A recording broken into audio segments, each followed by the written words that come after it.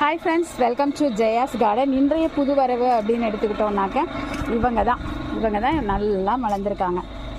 Adenium நல்ல ஒரு அழகு கலர், நல்லா டார்க்காக இருக்குது. இவங்க பெருசாகிக்கிட்டே போகிறாங்க.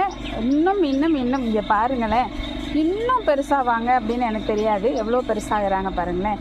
ஒரு மாதிரி நிறைய அடுத்து இங்கே பாருங்கள், அடுத்து ரெயின் லில்லி வேறு கலர் ரெடி ஆகிடுச்சாங்க. அவங்க எல்லாம் பூத்து முடிச்சிட்டாங்க, இவங்க ரெடி ஆகிட்டாங்க. இதில் இன்னும் ஒரு அதிசயம் உங்கள்கிட்ட காமிச்சாகணும்.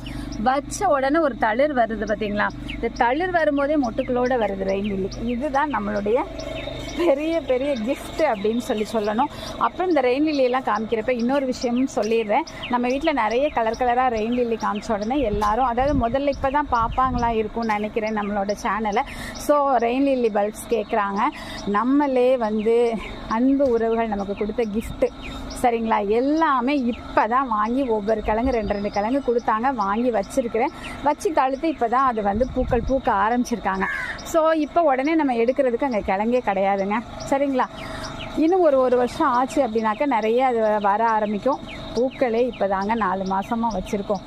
ஸோ நிறைய வர ஆரம்பித்ததுக்கப்புறமா உங்களுக்கு நான் நிறைய வந்துச்சுன்னா யாருக்குங்க கொடுக்க போகிறேன்?